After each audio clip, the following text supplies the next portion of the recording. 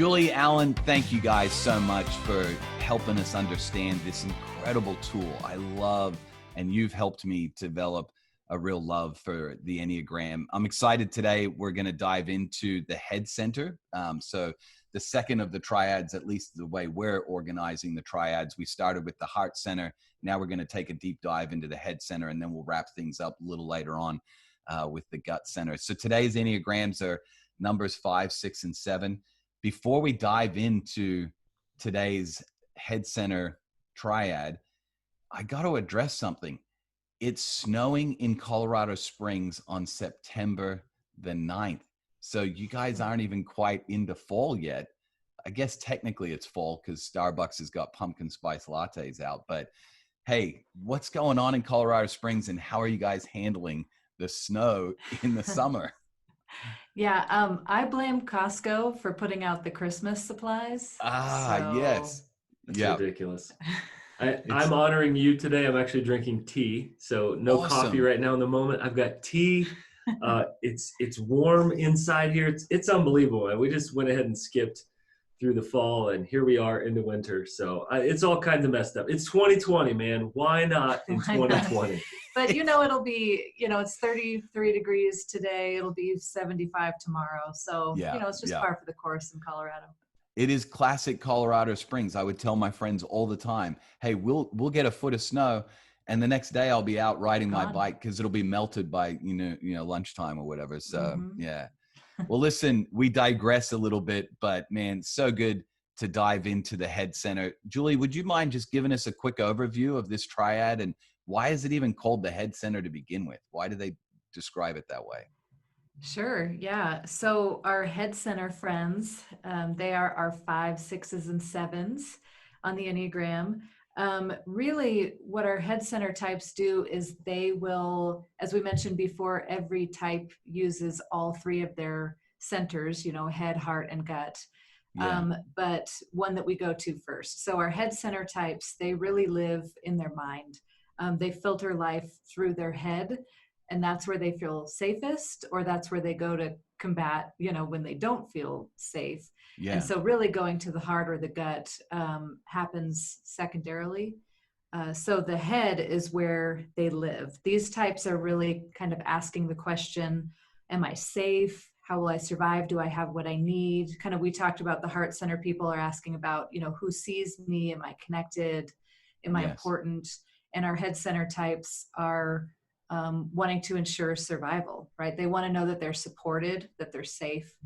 And you don't always see that super clearly in each of the types. Like sometimes that surprises you, but when you strip back the layers, that really is, kind of the core there. So our head center types are usually living in the future. They're always thinking about things. They're thinking about possibilities, potential. It looks different according to the number of like what they're doing in their head. If they're collecting information, if they're, planning for options for things to happen, if they're forward looking and planning for adventure or fun or distraction. But they're all living in their head and feel most comfortable in that space. Our head center types care a lot about wisdom and knowledge. They want to know things. Again, we all do, but that feels very important to them. And so because of that, they can have a hard time quieting their mind. There's usually a ton going on. So thinking about all sorts of stuff. Last time we talked about how the heart center type has a special battle with shame or grief. Well, our head center types, their battle is going to be with fear. Okay. And that looks different, according to your number. But for example, I'd say our 5s are going to collect information to combat fear. They want to understand, okay, what's happening? Why is this happening? Our 6s are going to be scanning the horizon for what could go wrong. They're going to be either charging into fear to prove that they can get to the other side or running away from fear. And our 7s are really, usually this surprises 7s to hear that there is an underlying battle with fear because they're so positive and forward moving, but really they're chasing adventure and the next big thing in order to, out of fear. It's kind of like, running and running away from their fear. I don't have to think about that or address that if I keep my eyes focused on What is ahead of me that's awesome, that's going to be, fun or meaningful? Yeah. So it looks different for each of them. I'm laughing, Julie, because I have some 7 tendencies, is what I would refer to them as. And I can see, like, fear of missing out is the reason you're driven towards. Yeah.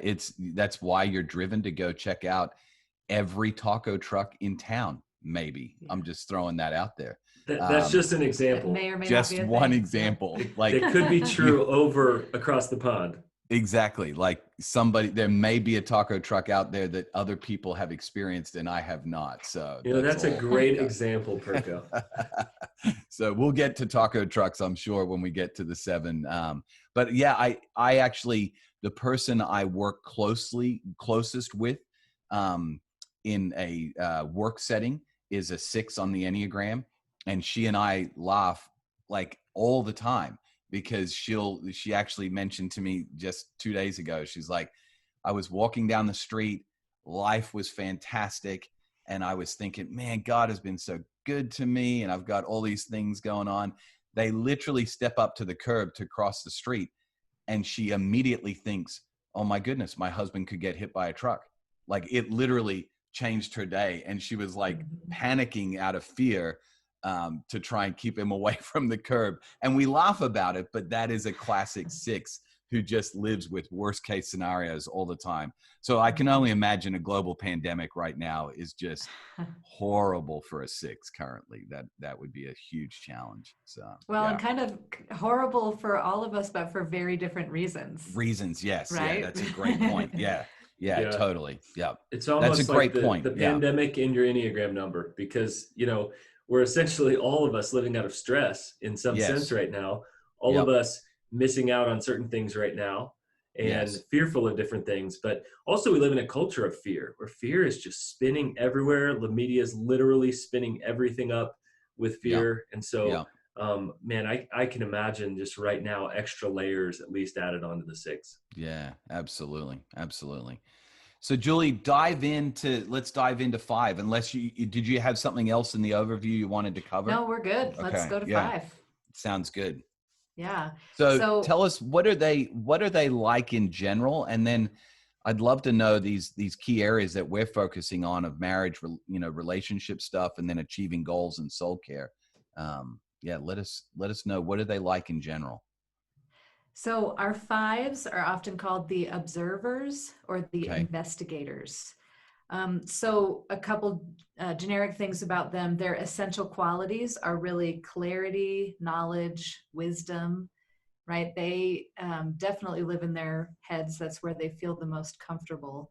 Their superpower is really precise thinking. They're able to kind of remove themselves from a situation and just think about something with clarity, whereas a lot of us will get overly involved in something emotionally, and that we have a hard time making a decision. But they're really good at being kind of neutral and coming to a decision with logic. So, that's helpful. Absolutely. We need them to build our buildings. Like, we need them to build bridges and things and design things that need lots of clarity so we don't fall apart. So that's so good. Yeah, absolutely. Their basic fear is really about being ignorant, being incompetent, not having access to real and true knowledge. And their basic desires, they really just want to understand things. They want to be competent. They want to know not just that things work, but why things work, how they work, right? To really own that knowledge. They want to have that clarity. And like I said, really to just be competent. And part of that is not looking foolish, right? They want to be on top of their game and know what they're doing. So these would have been the people that had like the yearly subscription to Encyclopedia Britannica, and when the internet came along, it solved all their problems. They're never saw them again. YouTube is like their greatest friend. They're like, I can tell you exactly how this thing works. I YouTubed you can figure out anything. Exactly. If the source of the video is credible, if it's just some joker, they're like, I know more than this guy. Right? No, it's good. And then they need a 3 to come along and help them put a video together so that they can put their stuff out there. Yes, there you go. That's It's all about teamwork. Yeah. Our emotional drive, or our vice for the 5 is something called avarice. Now, this is talking about a sense of greed, but this is not so much a greed of like, of not having a generous spirit. It's this sense of 5s really crave and value their own independence. And because of that, they don't want to have to be dependent on other people. And so because of that, they are stingy with how they spend their time, right? How they spend their energy, their resources, right? They want to make sure that they are fully capable of taking care of themselves. Yes. And a big part of that is because they only have a certain amount of energy for each day. You know, when it's gone, it's gone. So they're very protective of how they use their energy. Yeah. Right? They want to be wise with it. I am now thinking through, Julia, an employee that I had on staff at a church who was in kind of an executive pastor role, which I believe, you know, now as I'm listening, I'm like, man, sounds a lot like a 5. And one of the things we leaned into was he had really good boundaries when it came to things like work and making sure that he allocated his energy levels and time for the things that mattered most. And so we actually leaned in and we're like, man, this is something you guard like crazy. And I think it has a lot to do now as I'm listening to the Enneagram type, because of, you know, not just his guarding of boundaries, but also the way he thought and so on and some of his fears. But man, they are, from my experience, they're really good at knowing, hey, my time is limited, so I must limit what I do with my time. Yeah, and a lot of that is just about survival. Like they know what their inner resources are, and they won't be any good to anybody if they overextend. And so, and also because they tend to live more in the logical space than in the emotional space, they're going to be less likely to get pulled into, you know, emotional reasons to forego their boundaries, right? Like, oh, but I just, you know, this heartfelt, I need this. Can you please do this? I cannot. I've done what I said I was going to do for the day. So we can pick it back up tomorrow. And it doesn't mean that they are heartless. It means they're good at protecting their boundaries because they know logically, I'm not going to be any good to you. Let's do this tomorrow. Yeah. Right. So good. So good. Yeah. So super our helpful. 5s, they really, like I mentioned before, they really want to understand why things are the way they are. So a 5 doesn't want to just know, you know, a gas makes a car run. They want to know, okay, why? Like, what is it? You know, what are the chemical compounds? Like, how is this actually moving inside of the car? It's like, you can have 5s that look like information gatherers in the sense of big readers. Many are big readers. When you're watching them on Zoom videos, they have the bookshelves in the background with like 5,000 books on there, and they've probably read them all. But it doesn't necessarily, they're not limited to that. Not all 5s are huge readers. It's just, how do they get their information? Some of them are taking things apart and figuring out how they work and then putting them back together, right? So it's just, they like to have a space where they can go to withdrawal when they feel depleted. And again, this is different than just being an introvert. Like any number can be an introvert. Introverted, but 5s are they're just very careful about how they expend their energy, and they like to, you know, use their downtime to withdraw, be a little bit more isolated, and, you know, collect information to understand the world. So like this would be an example. You can't get anything out of a 5 maybe that, you know, you're sitting around and they're not sharing much, or their head's in their phone or in a book or something. But then as soon as you trigger something that they are fascinated by, literally a 5 is telling me how his pool filters stuff out, why the filter works the way that it does. You can't get them to talk about the things we deeply care about. Hey, we're talking here, bud. And then the moment we talk about pool filters, I mean, it is on. And to the level I'm like, I stopped caring 7 minutes ago. Yeah, because it's not necessarily shyness. It's some 5s can have a hard time in certain social interactions because there's just so many cues to be picking up on, right? If you're in a social interaction with many people, and because they can retreat to their head because that's where they feel most comfortable and at home, you know, certain social interactions can feel very exhausting to them. But again, it's not necessarily shyness. It's once you bring up a topic that they care about, that they're interested in, that they know a ton about, Yes. Yeah. like Alan said, they can talk for hours. Game on, Yeah. whether you want it or not. And Alan, all you care about is that filter's working so we can ride the mountain bike off the roof into the pool and put all of that on video. That would be so cool. Just figure it out, and because we want to have some fun, and we're I don't doing really bombs. care about that. Right? That's why we all need each other, right? Because yeah, we some do. of us just want to swim in the pool, but we couldn't do it without the people who actually know how and why it works. Yeah, that's right. And the mountain bike riding off the roof of the alfresco area into the pool may or may not have happened at our home a few months ago with one of the 7s in our home. I'm thinking he may be a 7. So awesome. So Alan, you bring up a good point, and Julie, you've talked about this a little bit already. Is okay. So relationally, then, and maybe not just in the workplace or in at the coffee shop when all of a sudden the pool filter sparks their interest.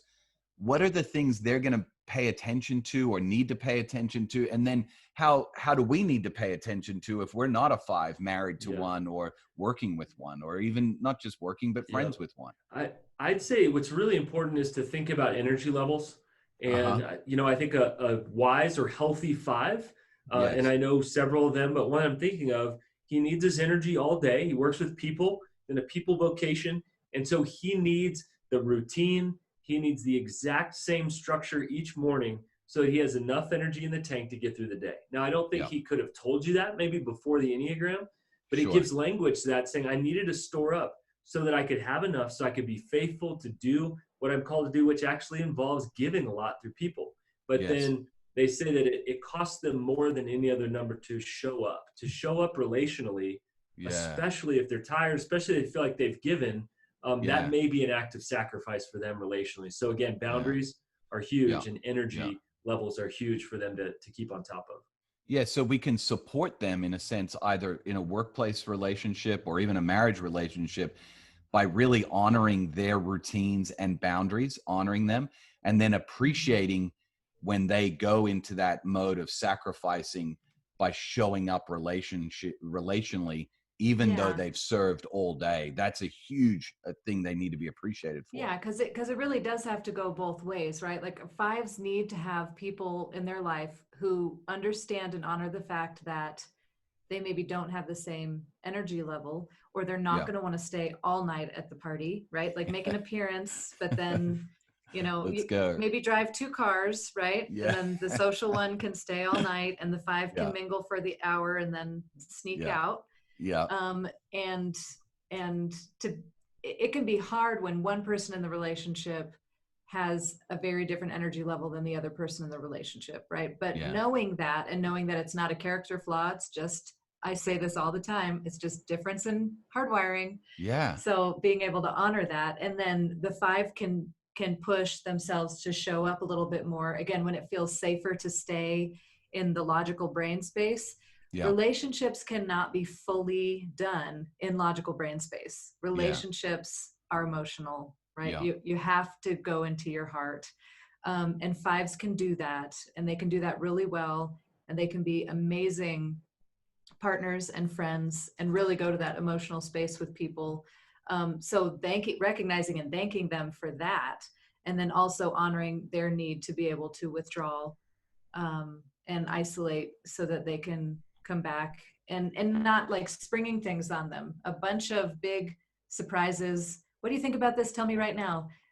I want to go do that. Like, give them time to figure things out, to stay within their patterns, and it'll really help both sides. And they want to be competent. So, I used to lead staff meetings, and it was unfair to certain personality types. I would just throw out a question. Hey, let's think about this. Well, what would have been smart would have been to throw out the agenda. Here's the question, and I want you to come prepared. Not only do you get a better answer, but it's just not fair to them. You call on them, they don't feel competent, then they feel exposed. So this gives language to sort of some of my poor leadership blunders, and I go, I'm going to change how I do that and make it fair and set it up, especially for the 5s. You give them time, they're going to bring the best answers. Yeah.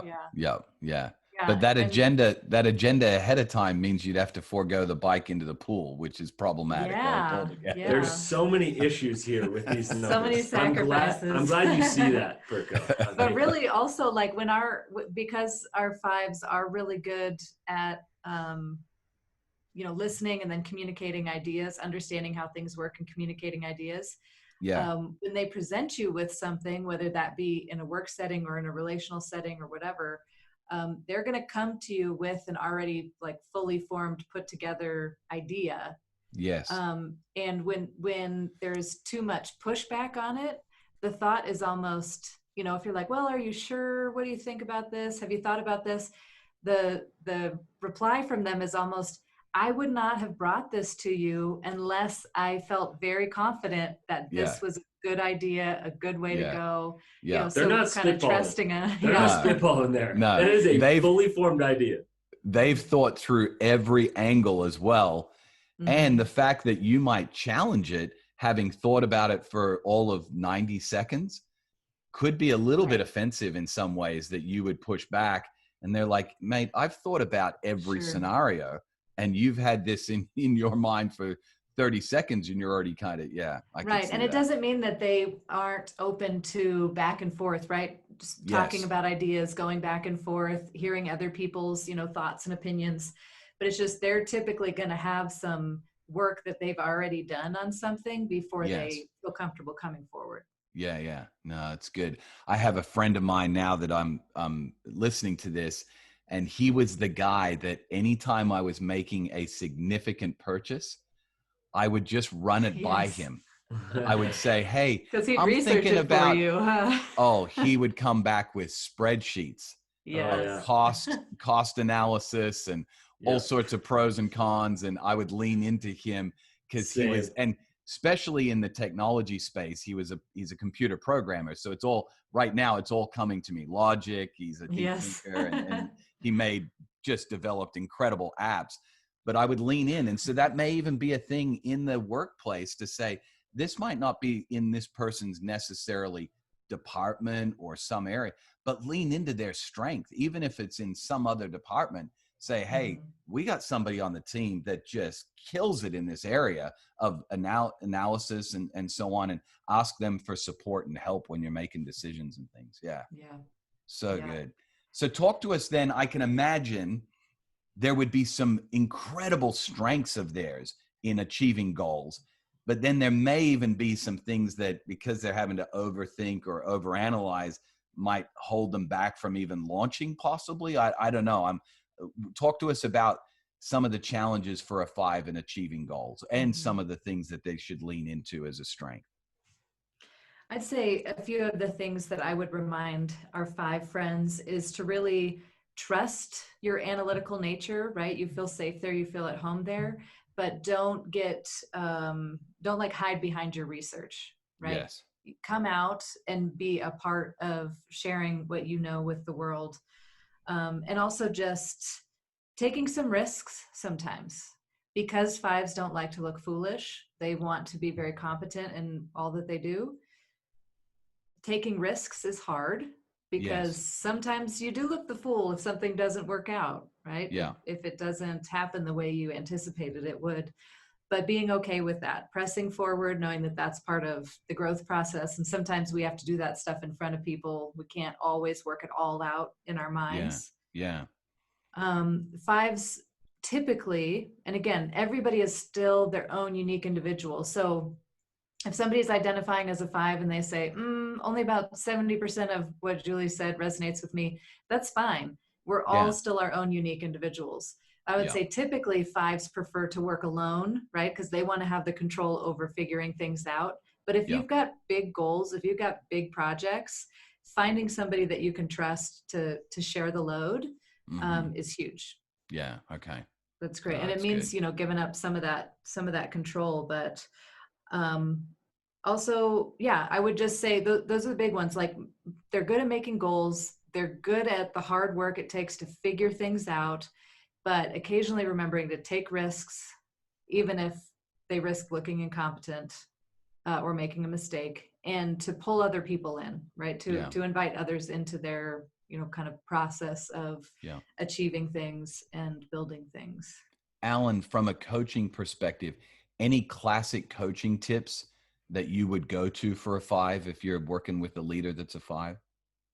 Yeah, obviously boundaries in one sense, but boundaries can become the weakness as well. So I would say probably start with really dialing in your routine to make sure in their rhythm and routine, they have enough energy, not only to get through the day, but to thrive.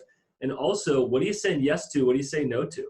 And if they feel the pressure to say yes to everything, they're just not going to be performing at their highest level. But I think in the other sense, like Julie's saying, make sure that they engage. When they engage, you feel close to them. I was chatting with a 5 recently, and he's taking a huge risk right now. He doesn't know how it's going to turn out, but he knows that God has called him to this unique thing with this unique group of people. And I'm just so proud of him. So I think if you have a 5 in your life, affirm them for taking a risk.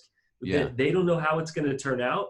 They don't have a big script for this thing. And I just went, man, your faith is contagious right now, because that's a bigger step than it would have been for me to just try to figure it out on the fly. So I think we can affirm as well. And the last thing, maybe just offer your heart to us. Sometimes 5s can be called detached, but just kind of like, no, like, how does that make you feel? I'm coaching a 5 right now, and I have to say, no. How did our last coaching session make you feel? What emotion were you feeling afterwards? Not that was good, or thank you for these 3 thoughts. How did you feel after that? We broke the ice after that question. Because they're probably going to lean into more of the data and information you provided them.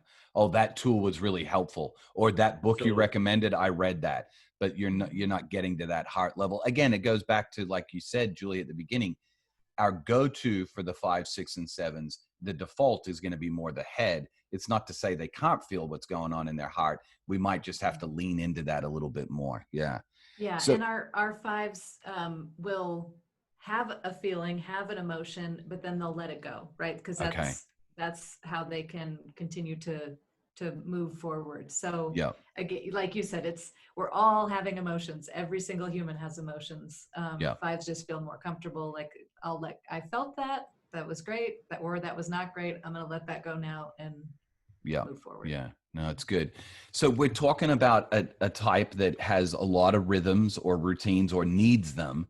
So maybe share with us from a soul care perspective, what are some things that they should lean into? What are some things that they should be aware of that they just are going to have a little bit more of a challenge leaning into?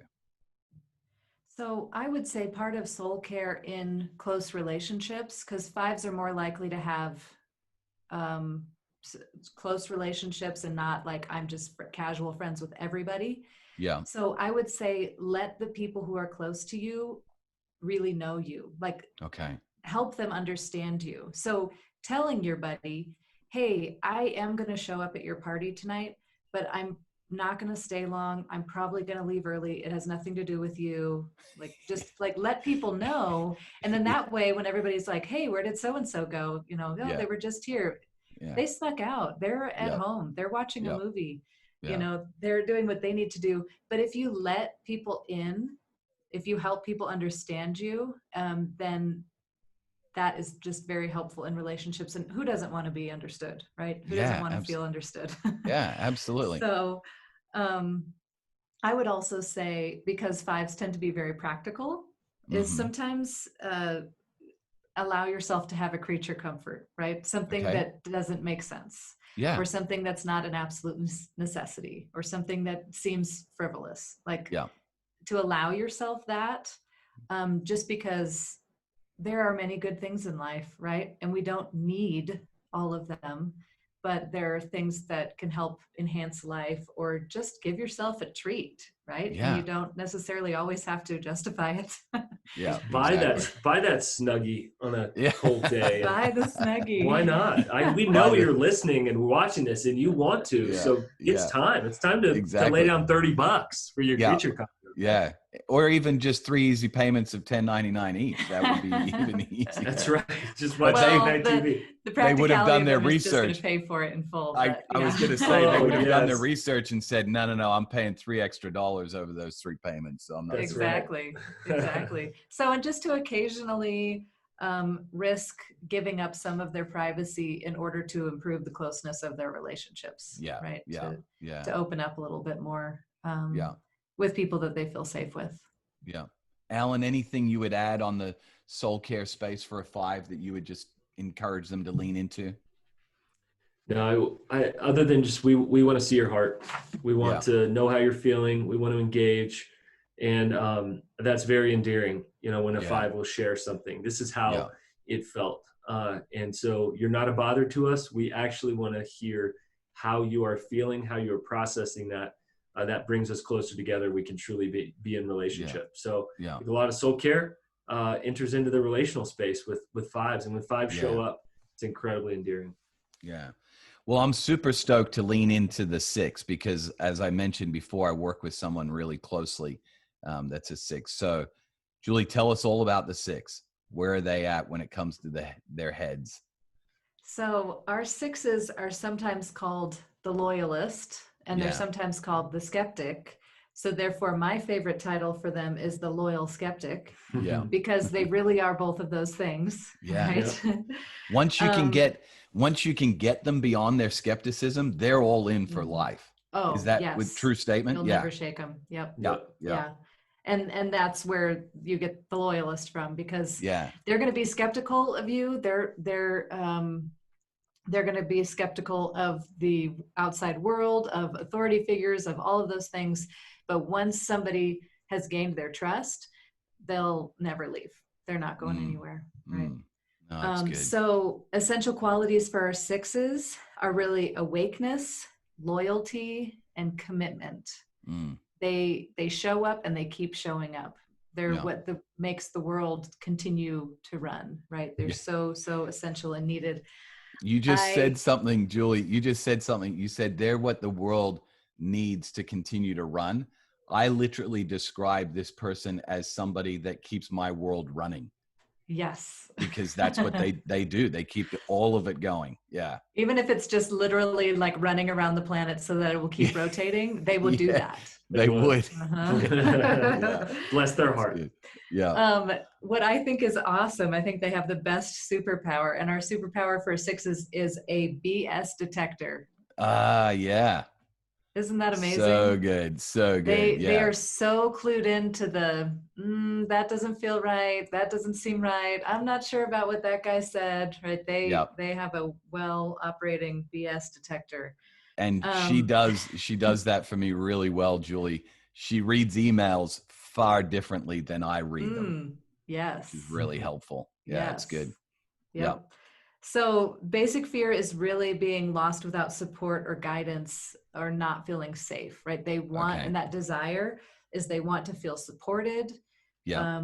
They want to feel grounded. They want to be safe. Yeah. And that so they might have 3 or 4 locks on the front door of their apartment, possibly. Right. Well, and it could, and safe means so many things. It could be physical. Yeah. They're the ones that actually designed the Ring doorbell. They were the inventors of it. Well, you know what, I anticipate you're probably right, because part of that, superpower of BS detector is 6s also, they're just wired to spot the things that everybody else is missing. Yeah. So you want a 6, walking through your building saying, what are the blind spots? What are the things that we're not seeing? They're the ones that are going to notice, hey, has anyone ever seen, how this one corner right here behind that stairwell isn't captured by the video camera at night, and it might not be safe, leadership wise, what are we missing in this plan? This grand idea we're all excited about. A great question to a 6, what are we missing here? And great then it allows them to speak into it, without feeling like they're being a burden or poking holes in it. But please, would you help me see what I'm not seeing? Yeah. In fact, we're inviting you to the conversation. Yeah. Please. Because we need your superpower. We need that at the table. Yeah.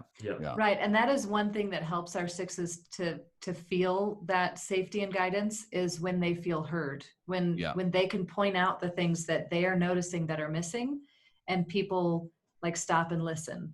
And don't shoo it away of like, no, we're not talking about the negative stuff right now. We're dreaming, right? Yeah. And we don't want to hear that. But in reality, it's like, well, your dream will fall apart if you don't think about the things that could, trip you up. Absolutely. So it's really vital for them to be heard.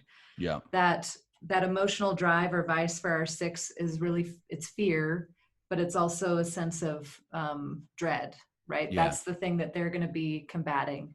Yeah. Because if you really stop to think about it, there are so many things in the world to be anxious or feel fearful of. Sure. Like, especially after going on Twitter. I mean, just well, that'll just make you angry. It's terrifying. But I mean, even like you said about your friends just walking down the street on a perfectly nice day, and all of a sudden gets this image of, we're going to step out in the street, my husband's going to get hit by a car. Yeah. Some people might look at that and be like, oh my gosh, like chill out. Why would you think about all that stuff? They cannot help it. It's literally how their brain works. Yeah. They're scanning the horizon for what can go wrong, because one of the ways that they feel safe is by making a plan for what could go wrong, right? Seeing what could happen and then making a plan against it. That's combating the anxiety. Yeah. Right? So they would probably make really, really good safety officers in workplaces and things like that as well. Fantastic. Yeah.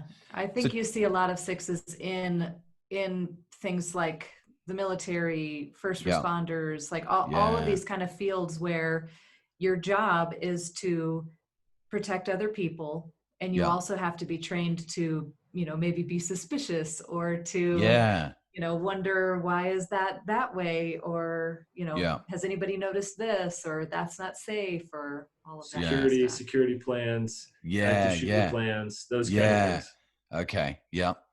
So talk to us then about their relationships, because if they live in fear all the time, I can imagine that's probably going to be a challenge sometimes relationally, but it's also going to be, they're aware of things that could maybe sabotage the relationship. So it's a positive. So maybe walk us through some of their strengths and things they should pay attention to. Well, I would say our 6s are also truth tellers. Like we talked about in the heart center, our 4s are really truth tellers, like for connection. And our 6s are really truth tellers for safety, because like we talked about, that whole idea of the loyalist, they are going to protect themselves and their people, whoever they are loyal to and committed to. And so they're going to be more prone to questioning authority, being less naturally trusting. Yes. And so inside of relationships, I mean, this could really look very differently. So there are kind of 2 kinds of 6s. We have phobic 6s and counterphobic 6s.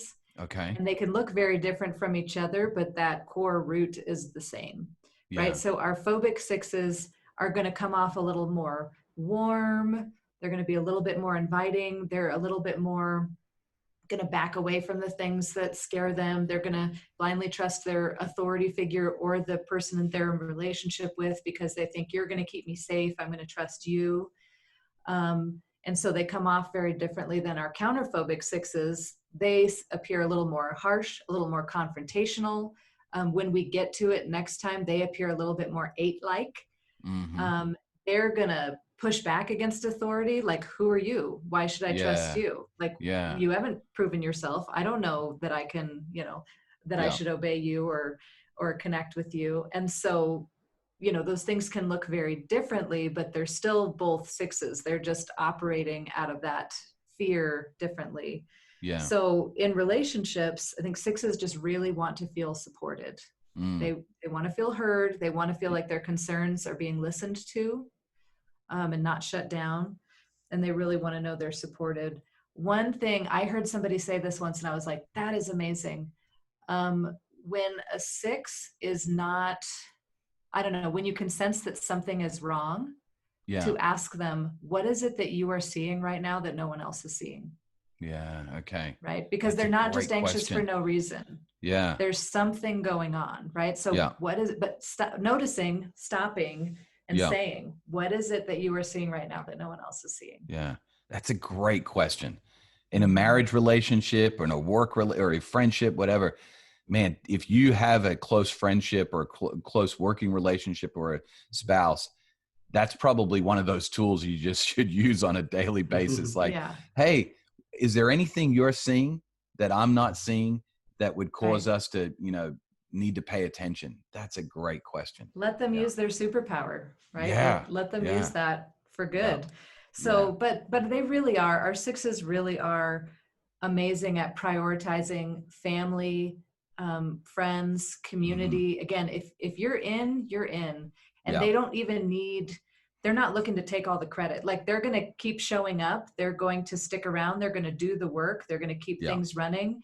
And they're not even standing around waiting for, where are my accolades? Like, who noticed me?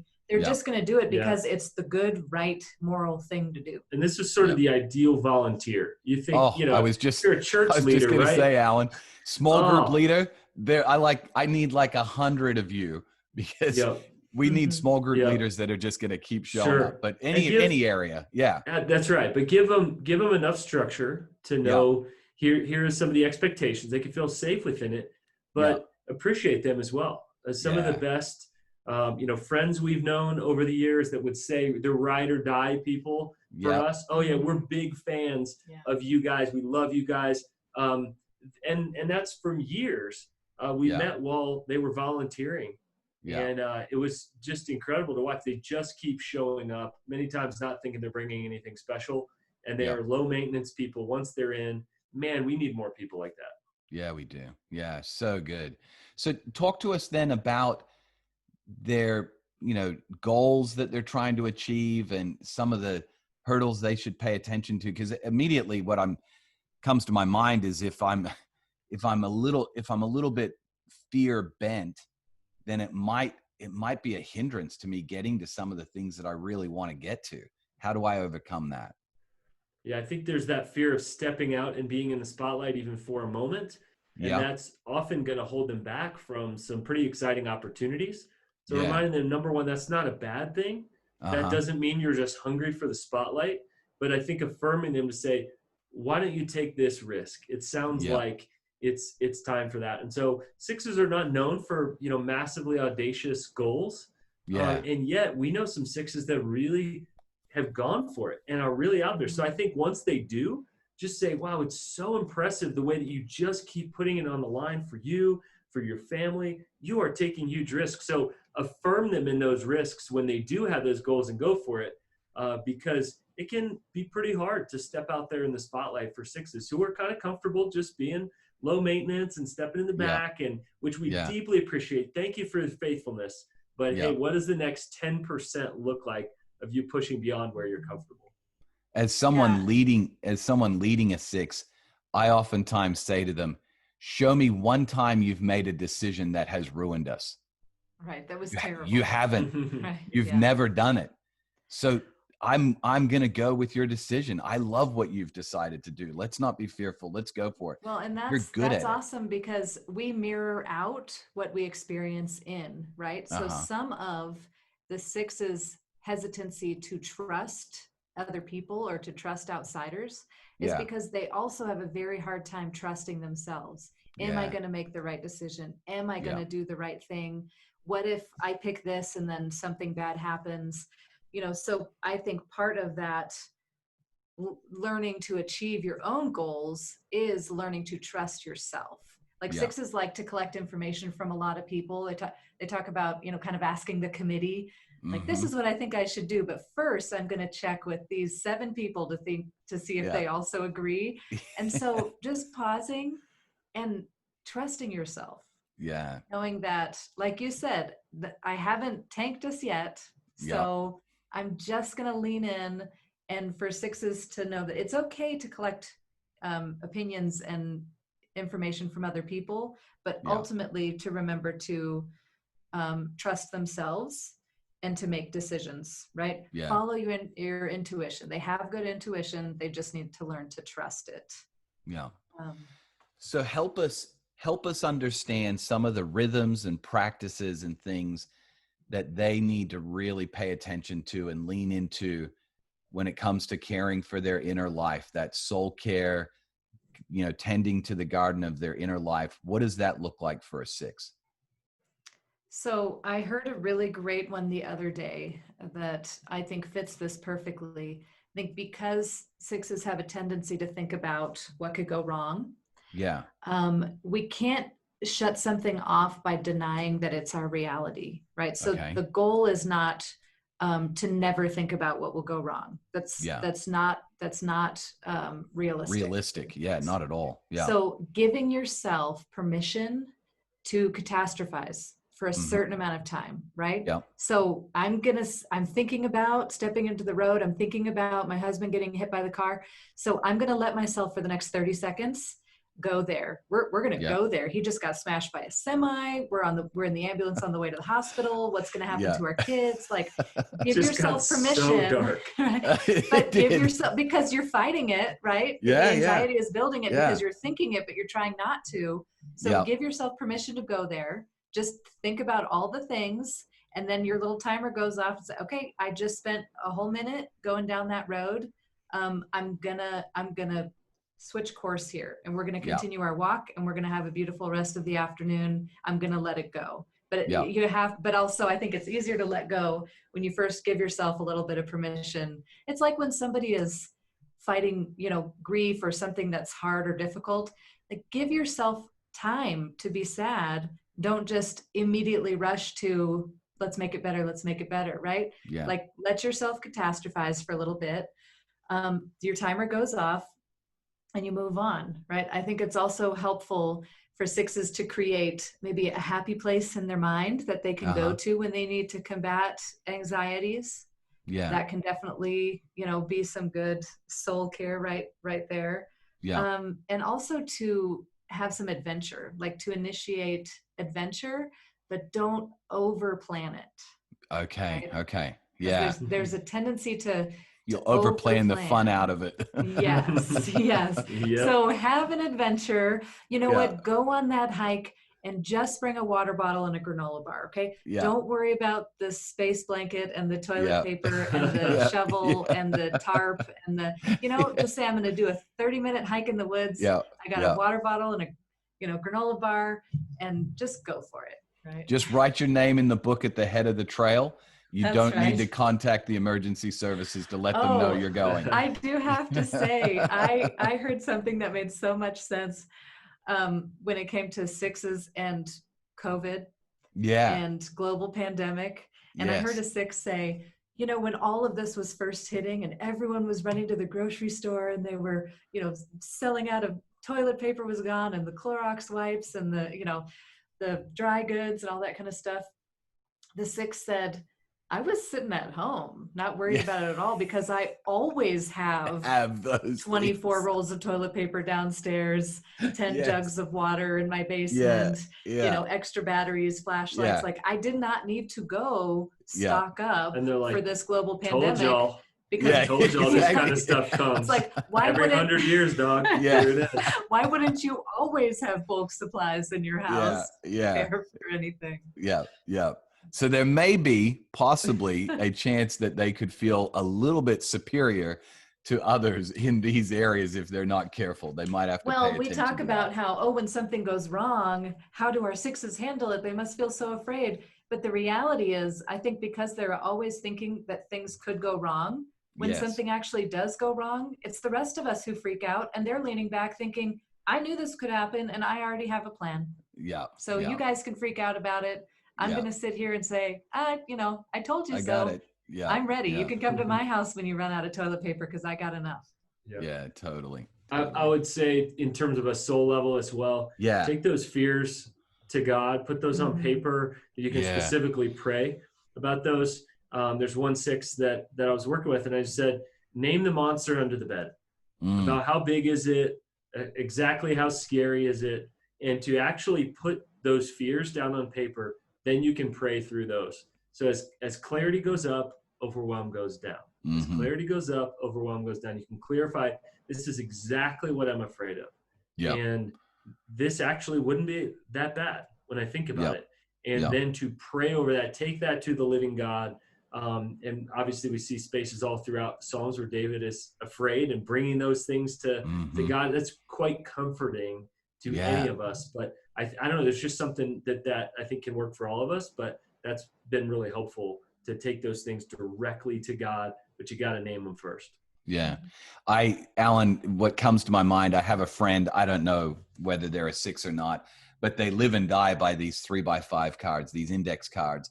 And they name the monster under the bed, describe it, whatever, pray over it, and they put it in their Bible and they commit it to the Lord and put it away. Awesome. And when it comes back to their mind, they'll go back, pray over the card again and say, hey, no, I'm putting it back. I'm giving it to the Lord. And yeah, it's such a good practice. Such a good practice. I love that.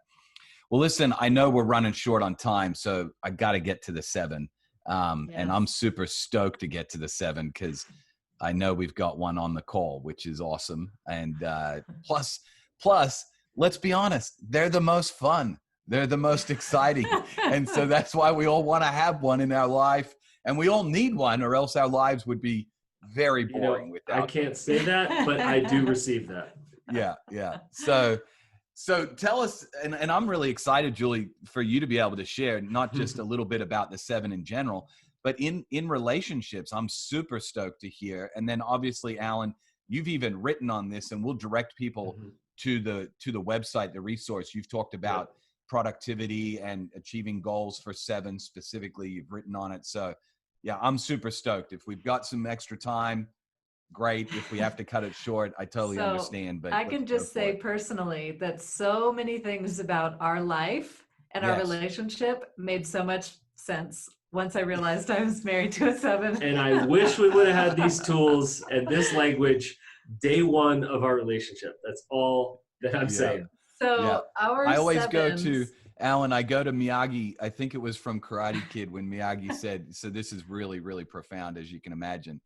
But the teacher will appear when the student is ready. And so often in life, I have said, I don't know how many times, I'm like, oh, I so wish I had learned this back when. But if I'm being honest, I wouldn't have received it because I wasn't ready. Like I'm not speaking about you guys' situation. I'm saying for me, I read a book and I'm like, in my 20s, I wasn't ready to receive this. Are you kidding? Even though I wish I had had it back then. But anyway. Yeah. But I do feel like we have a stewardship now because there's the wealth of tools is immense. And so why not immerse? Obviously, if you're watching this, you believe that, and you've followed us here, two episodes at least on this. So yes, I feel a stewardship that we know these things. Self-awareness wise, we don't have as many excuses as our parents and grandparents' generation did to not know ourselves. Yeah, for sure. I love that. All right, Julie, tell us about Alan. All right, taking it away. So 7s are usually called the epicure or the enthusiast, which is a great name. Essential qualities are really freedom, positivity, and joy. So the superpower for our 7 is doing just that. It's bringing joy. It's experiencing many things at the same time. It's helping other people learn how to live a life of freedom. Yeah. So basic fear for our 7s is being trapped in emotional pain, right? Or losing their options and their freedom. Yeah. Not in relationships, of course. They love being married to somebody and losing that freedom of ever getting to date anyone else. Story on that later. Yeah. But yes, so their basic desire is to be happy and free. And that emotional drive or vice for our 7s is gluttony. So this is really just about wanting to fill themselves up with all the things that are good. And so that insatiable nature of like, that food was good, I want to eat more, that drink was good, I want to drink more, climbing that mountain was awesome, I'm going to climb all the mountains. It's just, that adrenaline junkie. Instead of contentment afterwards because you had an amazing night, what's next? All you want to do is actually go, there's time for an after party. And what about tomorrow night? When's the next time we're coming over? So it actually, what it should do, it doesn't. Because that gluttony, it's real, obviously, in terms of food, even like I used to just eat until I felt sick.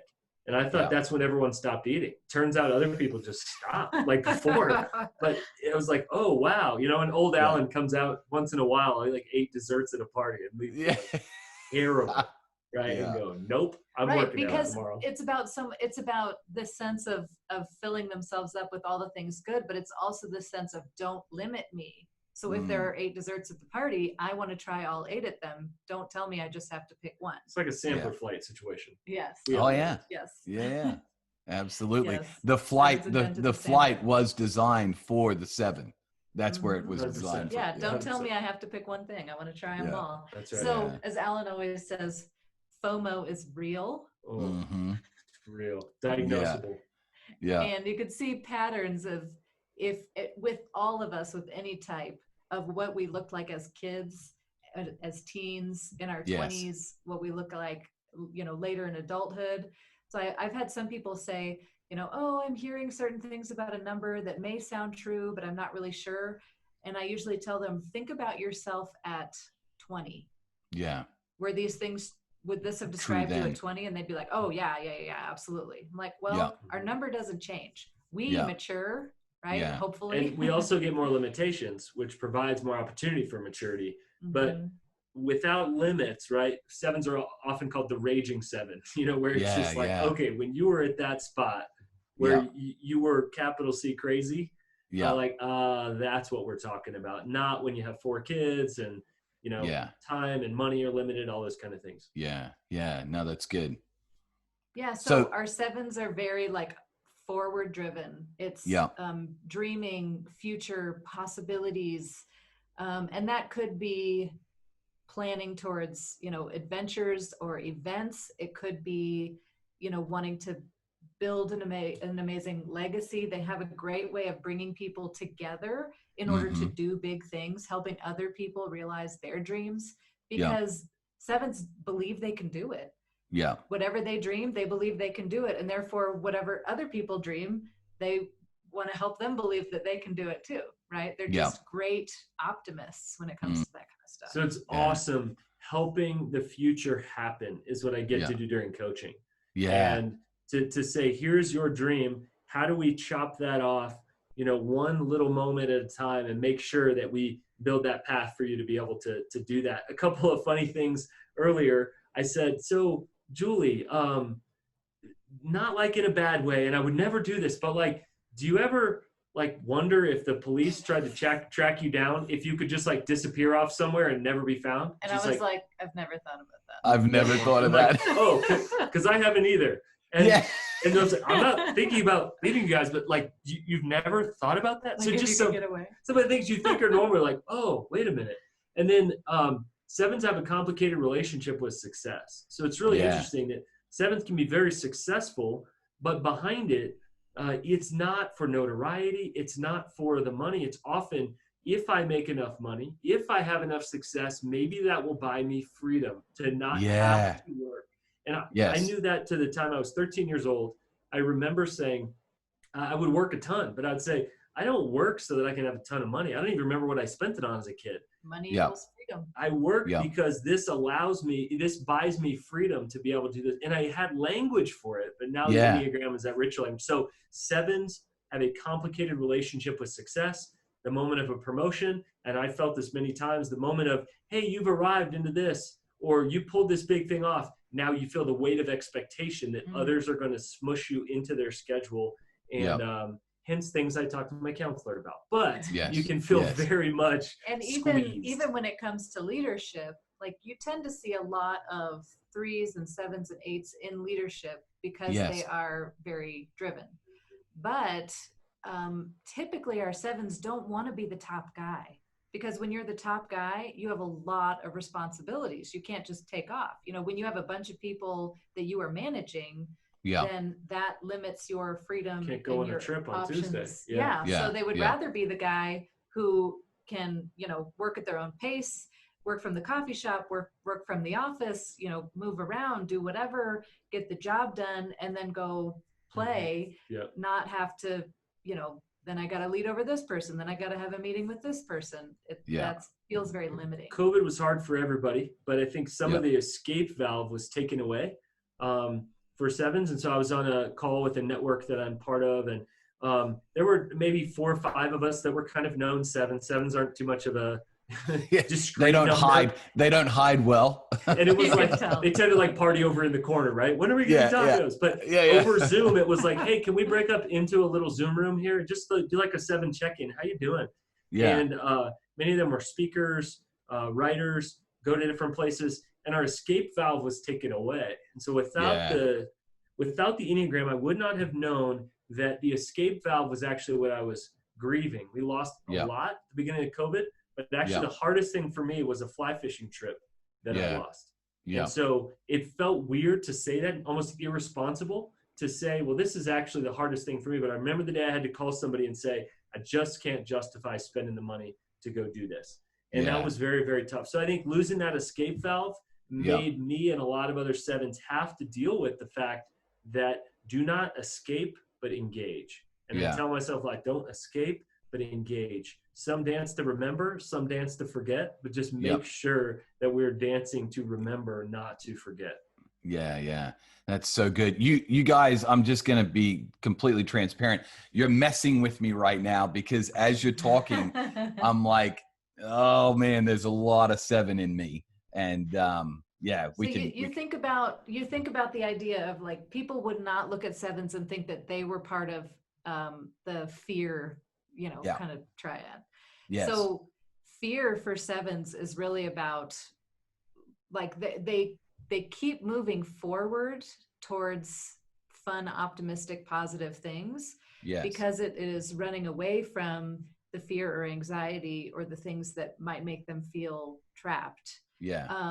I heard someone say recently, no offense to anybody, but there are a lot of 7s in prison because the bigger the pain, the bigger thing you have to do to hide or run away from it, right? Yes. Or eat.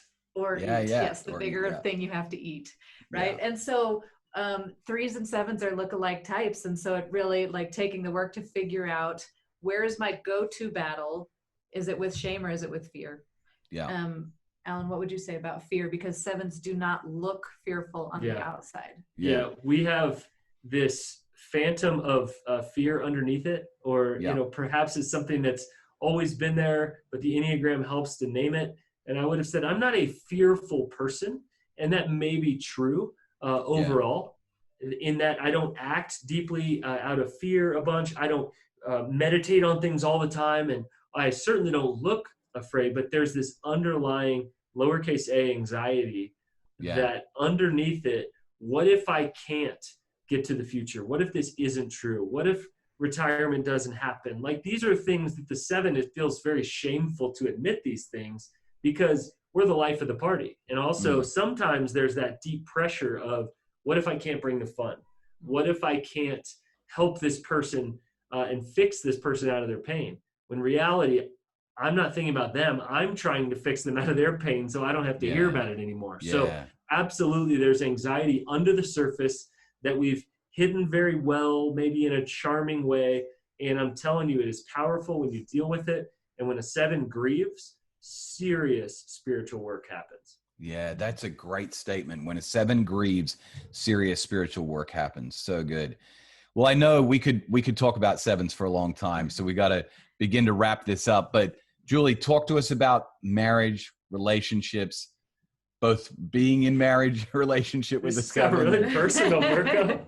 I feel like we're now in a counseling therapy session. You're a therapist. Thanks for turning the record button off. So Alan proposed to me by spontaneously skydiving. Nice. Like, essentially threw me out of an airplane. Of course. And I used to think, yes, of course he did. And I used to think, like, that spontaneously skydiving, like, who does that? Nobody does that. It was one of those conversations where when everyone's going around sharing their proposal story, I'd almost get a little bit of dread in my stomach because I'd think, oh, as soon as I share mine, no one after me is going to want to share theirs.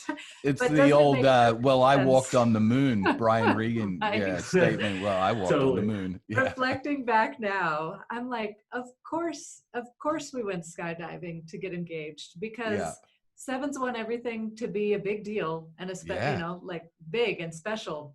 Yeah. Side note, he had no backup plan for if the weather didn't work and the skydiving didn't happen. So, but 7s, they're fun and they're spontaneous. So that can bring a lot of joy and, just great spark and adventure into relationships. And depending on, what the other type is in the relationship with the 7, that can go really great, or it could be frustrating, right? Yeah. Because even if you look at our 5s and 6s who are more prone to wanting routine, they want to be prepared, they want to know what to expect, they want to do things the same way, generally. And our 7s want to shake things up. I want to do it different every time. I want to, be spontaneous. I want to, so, people have asked me before, like, oh, what 2 numbers should never get married, or what 2 numbers shouldn't work together, or whatever. And I'm like, no, that's the wrong question, because I think literally any numbers operating in health can have a wonderful relationship with any other number operating Absolutely. in health, right? Yeah. So, and I'll just tell myself here, and I think other 7s, that whole spontaneous thing sounds great, but once you're married and have kids, it just doesn't work. Yeah. And so I have to have certain blocks where I can be spontaneous and I can have freedom. But like we have a little meeting on Sunday nights where we walk through our calendar for the week. We have 6 humans trying to live on the same clock in the same place. And that's very grounding for me. So a lot of the routines, the habits, the rhythms that I've learned that I would have told you I hate doing, or I really resist, I actually need them, but I think I don't need them. And I don't want them maybe, but I need them. So that's been really important, because I realize I can quickly spin our family out. And what really we need to know is what's going on next. What do we have for this week? And so we talk a lot. Do you have any expectations for today?